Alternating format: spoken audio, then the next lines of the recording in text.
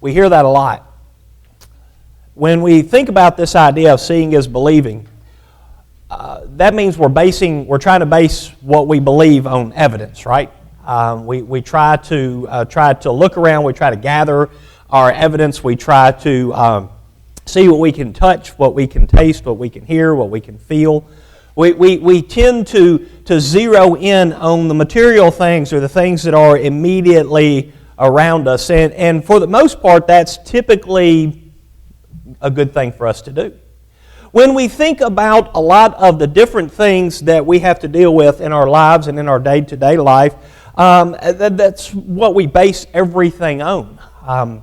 We see things, we experience things, we deal with them, we handle them, we touch on all of those things, and that tends to draw us toward the circumstances in which we find ourselves. And so when we think about what we believe, when we think about where we are established, we tend to rely strictly on what's in front of us. But I'm here to tell you that's not always the best way to go. Because sometimes seeing is not believing.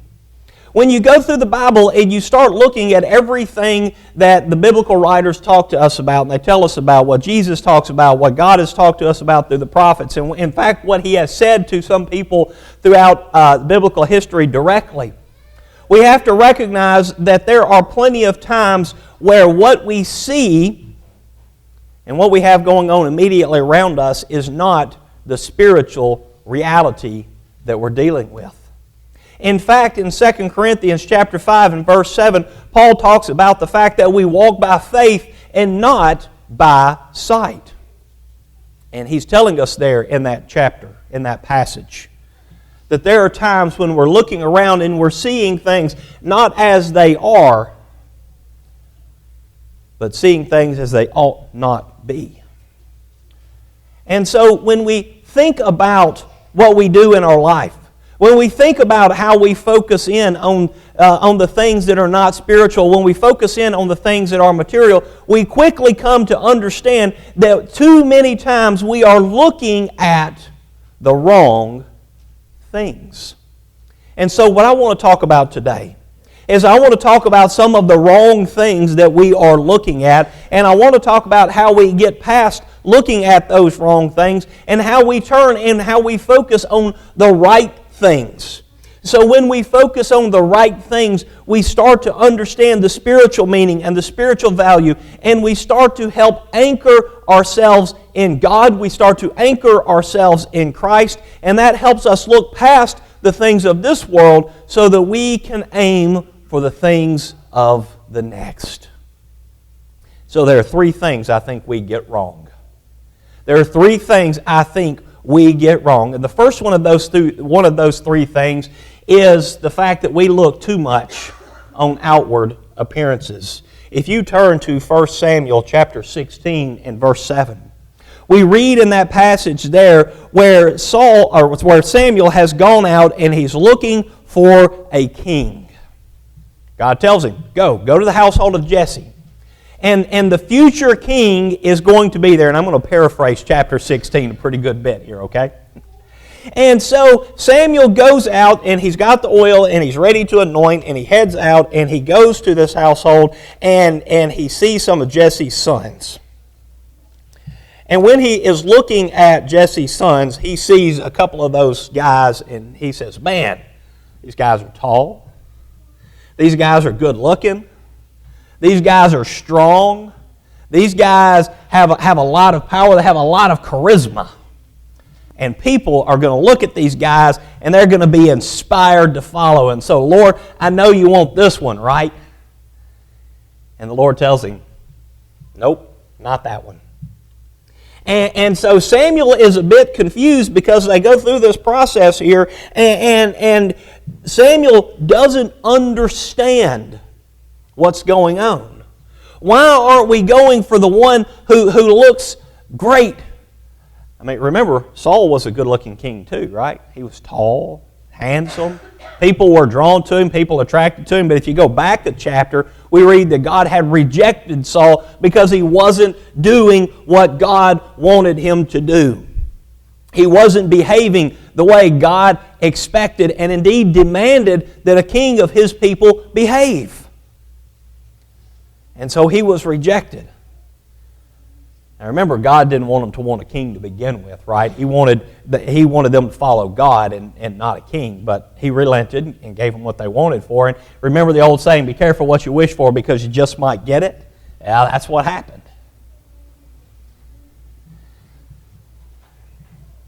So if you back up to verse 6, when they came, he, that being Samuel, looked on Eliab and thought, surely the Lord's anointed is before him.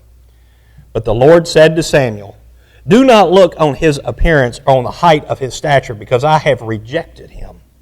For the Lord sees not as man sees. Man looks on the outward appearance, but the Lord looks on the heart. And so several more brothers pass before Samuel. And all of those brothers, each one, man, they look great on the outside, but they're all passed over for David. And so David is anointed king because God looked on the heart of the man. So mankind ranks people on how the eyes perceive. We tend to look at people, and don't we make snap judgments? Don't we look at somebody and we see how they look, we see how they dress, we see how they carry themselves, we hear how they talk, and we make snap judgments on people like that all the time. And we have trained ourselves in this society to kind of shortcut getting to know people, and we've trained ourselves to just take one look and to really start making snap judgments. But that's not what how God sees. God sees the hearts of people. God sees the heart of man. He sees who we really are. He looks past the outside. He looks past the nice suit and the sharp tie. He looks past the fancy car. He looks past the big house. He looks past the handsome face or the flowing hair. He looks past all of those things. And He sees straight to the heart of the person. He understood what was going on with these guys. He understood who was going to make the right kind of king for Israel at that time. And He looked past all of David's bigger brothers. Literally, bigger brothers. David was the smallest of the bunch. The youngest of the bunch. The least likely of the bunch. But later, God called David a man after God's own heart. Not because David was perfect, right? But because David, even in his imperfections, even in his flaws and his sins, he would constantly turn back to God. And so we see even Jesus in the New Testament talking about the contents of the heart of man. In the Beatitudes in Matthew chapter 5 and verse 8, we see that the pure in heart will see God. Those who have moved beyond looking at the outward circumstances and trying to only improve the outward circumstances. Now, there's nothing wrong with wanting to improve one's physical circumstances. There's no sin in desiring to do a little bit better, and I'm certainly not saying that. But if that's all we focus on, we will not have pure hearts. And so we must also seek God. We must seek His kingdom first. And a little bit later on in verse 28, even Jesus then talks about where our treasure is at, there our heart will be also. And so if your treasure is physical appearance, if your treasure is a fine house and nice clothes and a big fat bank account, then your heart will be there as well. But if your treasure is what's most valuable. But if your treasure is God, if your treasure is Christ, if your treasure is His kingdom, if your treasure is something beyond the circle, or beyond what we see around us, then your heart will be with God also. And Jesus even goes a little bit further in Matthew chapter 15 and verse 18. He talks about the fact that what goes into a man's body, what a man consumes, doesn't defile him, but what comes out of his mouth. What he speaks, what he says, what he does, his actions are what defile him, because those come from the heart. One can look great on the outside, but what did Jesus say about the Pharisees? They are whitewashed tombs. They look great on the outside, but inside are full of dead men's bones. And so we see this distinction that God makes between the outward look, the outward appearances of a man, and what's in the heart. And so the first thing I think we look too much at as we look at outward appearances. The second thing I think we look too much at is our current circumstances. Now, what else do we know in life besides our current circumstances? What else is going on around us besides what's going on around us, right? Don't we have to get up every day and deal with the circumstances that are around us? Yes. Don't we have to get up every day and handle the business that goes on every single day? Yes. When we're thinking about the circumstances around us, don't we have to deal with those? Don't we have people who need our prayers? Don't we have folks that need our help? Don't we have to take care of our family? Don't we have to go to work? Don't we have to do all of those things? Yes. Well, are those things all there is to life? No. Are those things all there is to our spiritual existence? Absolutely not. And if you turn to the book of 2 Corinthians, if you go to chapter 4 and look at verse 17, the Apostle Paul writes, "For this light momentary affliction is preparing for us an eternal weight of glory beyond all comparison." Into verse 18 he says, "As we look not to the things that are seen, but to the things that are unseen. For the things that are seen are transient, but the things that are seen are eternal." What about these circumstances that we're dealing with? What about the situation that we find ourselves in? When we think about these circumstances that we happen to deal with, they may be bad. They may be really bad. They may be devastating. But Paul here even points out the fact that those circumstances that we find ourselves in at this moment do not have to define us. The circumstances that we find ourselves in this moment, he says they are light. They may not feel light. And he says they are momentary. And they may not feel momentary. They may be dragging on for a pretty long time by human standards. And they may be heavy. They may be weighty. But when we think about them beyond this life, when we think about them in light of what Christ has done for us, both what He took upon Himself and also in comparison what He took away from us, these circumstances certainly do not define who we are. Even Paul called his current affliction, in the light of the glory to come, light and momentary. What kind of trouble was Paul in? He was in all kinds of trouble, kind of all the time. Trouble seemed to follow Paul. In fact, it did follow Paul from a couple of cities to the next on a few occasions. Literally, same people chasing from one city to the next. But even under all of those conditions, even under all of those circumstances, Paul knew that there was something more waiting for him beyond these circumstances. He knew that what was happening at this exact moment, at this very time, was not all there was to it. As bad as it might seem, there's something better waiting for us. If you look in Philippians chapter 3 and verse 13, Paul talked about forgetting what was behind. He talked about not paying any attention to all of those bad things that were behind, but instead continuing to look forward. Forward looking is the way to go. Don't look back. It'll get you in trouble.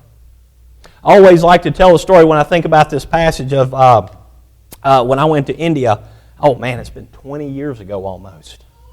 I was there in India, and several of us were. It was me and another American missionary, and we were there and we were teaching and preaching. And some of the local churches were happy to have us, and because I'm a 6 foot tall American in the middle of rural India, got a lot of attention. People came to see, and so we had preached our lessons, and some folks were ready to be baptized. So we were walking down to the reservoir to baptize them, and a guy rides by us on a bicycle. And the guy looks at me, and he sees me. And some of you are laughing because you know where the story's going, right? He sees me. Of course, I stand out. And we're singing and we're walking through the middle of the street, and as he looks back and he sees me, he never sees the goat. And that poor old goat, he knocked that goat off the road into the ditch. And the goat went one way and he went the other way. And I looked at my buddy we were walking, and all I had to say was, at least it wasn't a water buffalo. Always look ahead. Never look behind.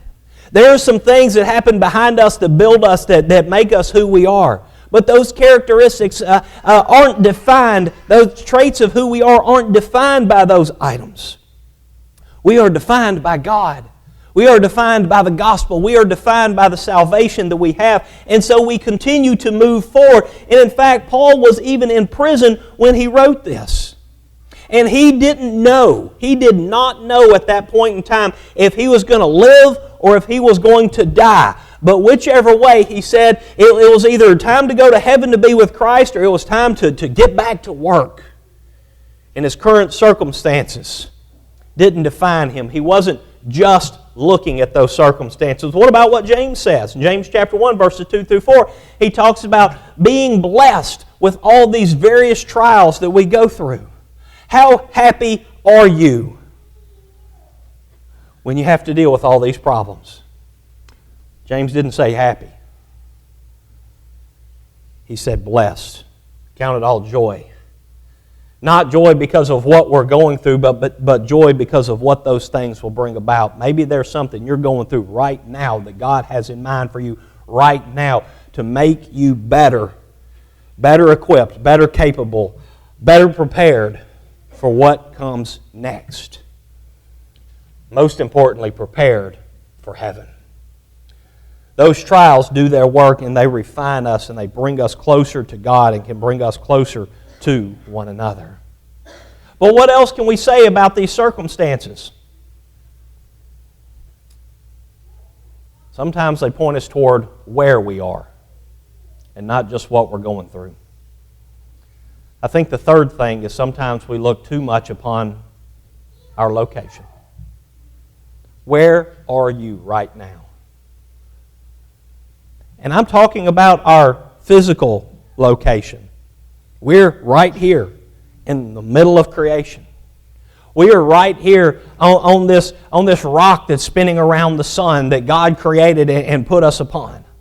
We are here right now. And think about our earthly homes. Think about the place that you went to bed last night, you woke up this morning. Think about that place. And think about how much time and think about how much attention we put on those places. And think about what we spend, how much time we spend, how much of our resources we spend working on that earthly home. And there's nothing wrong with having a nice home. There's nothing wrong with making it home. There's nothing wrong with improvements and things along those lines, and I'm certainly not trying to say that. But one of the things that I think we tend to do is we tend to spend more time focusing on our earthly home than on our heavenly home.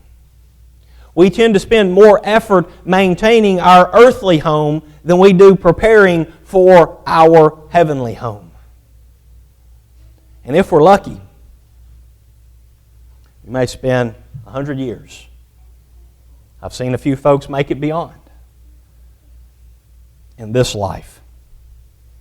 But we spend eternity in the next.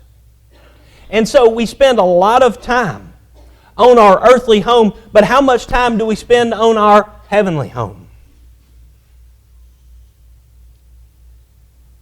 I heard it said one time, as preachers go, Jesus spent 30 years preparing for a 3-year ministry. And we have a lot of preachers who spend 3 years preparing for a 30-year ministry. There's some truth to that. But what about eternity?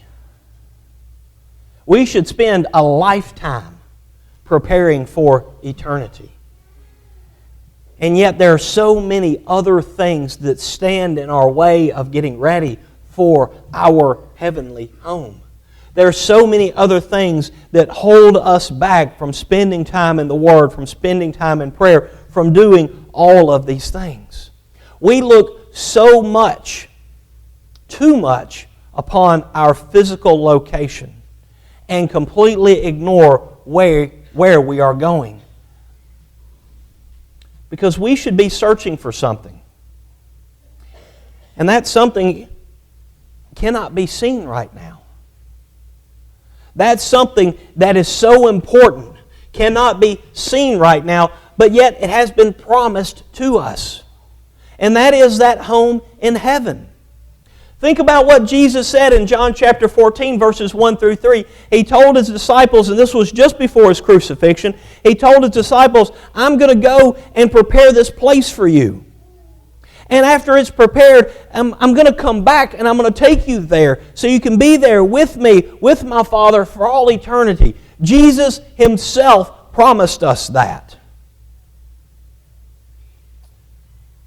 A place kind of like this creation, but better. Kind of like this creation, so to speak, but so much better. A creation that's not subject to sin, that's not subject to death. A creation that John describes in Revelation chapter 21. A place called heaven, where we will be at home for eternity. A place where we will be with God, and He will be our God, and we will be His people. A place where the problems of sin and death are gone. They can't touch us anymore. We'll no longer see that suffering. We'll no longer see that sorrow. And in fact, that's a place where God has said He is going to wipe our tears away. I said this before, I don't know how He's going to do that. I don't understand how God is going to be able to wipe our tears away. Because we've shed them. We've shed a lot of them. Because this life is hard.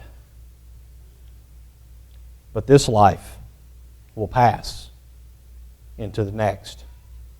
I may not know how God is going to wipe those tears away, but I'm here to tell you one thing for sure. I want to find out. I trust Him. I have faith in Him. He has said He's going to do that, and I want to know how. And so we look forward. We look forward to that heavenly home. How many of you want to go to heaven? I don't need a show of hands. I hope you're here because you want to go to heaven. I got a hand up front. Thank you, HK. I want to go. I do. I'm looking forward to that day. I'm looking forward to that time. I want to go be with my Lord. I want to go and be with my Heavenly Father for all eternity. I want the things of this life to be behind me. And so sometimes we have to ask the question, do we want to go now? Right now. Would you go if you had an opportunity? Some of us are like, wait a minute here. I got stuff I need to do. Really? What kind of stuff you got to do is more important than that? There are some things. Paul was torn, wasn't he? Paul was torn not just because he wanted to go, but because he wanted other people to go too. You see, the second most important thing about this, and you may think this sounds weird, the most important thing about this is make sure you're ready. The second most important thing about this is to take as many people with you as you can. Paul said going to heaven would be far better for him in Philippians chapter 1 because our true home is there with Christ, but there's more work that needs to be done to take other people with him. And so we know if we're ready to go, we should now be working to carry other folks with us. Because this life and what we see now, these circumstances where we find ourselves now, and this place where we're living now will eventually pass away. And what will we be left with? Well, Paul defines that very clearly in 2 Corinthians chapter 5. When you look at 2 Corinthians chapter 5, verses 1 through 10, Paul writes, "For we know that if the tent that is our earthly home is destroyed, we have a building from God, a house not made with hands, eternal in the heavens. For in this tent we groan, longing to put on our heavenly dwelling, if indeed by putting it on we may not be found naked. For while we are still in this tent we groan, being burdened, not that we would be unclothed, but that we would be further clothed, so that what is mortal may be swallowed up by life." Kind of harkens back to 1 Corinthians 15, doesn't it? This is 56 through 58. He who has prepared us for this very thing is God, who has given us the Spirit as a guarantee. So we are always of good courage. No matter what's going on around me right now, no matter what I'm facing, no matter what I'm dealing with, we are always of good courage. We know that while we are at home in the body, we are away from the Lord, for we walk by faith, not by sight. When it comes to looking forward to our heavenly home, seeing is not believing. Walking by faith and not by sight is what we do. Looking forward to something we have not yet seen. Yes, he goes on to say in verse 8, we are of good courage, and we would rather be away from the body and at home with the Lord. So whether we are at home or away, we make it our aim to please Him. For we must all appear before the judgment seat of Christ, so that each one may receive what is due for what he has done in the body, whether good or evil. Today, we have a choice. Are we going to walk by faith? Or are we going to continue to see what's around us and fail to see what's beyond? If you're here this morning and you are not yet a child of God, you are still walking by sight, and you have yet to put on the eyes of faith. We have a lot of evidence to back up our belief in God. We have a lot of proof of who He is, and we have a lot of proof of the promises He's made. But we still have to take that step ourselves within our own life to put Him on, to be found further clothed in Him.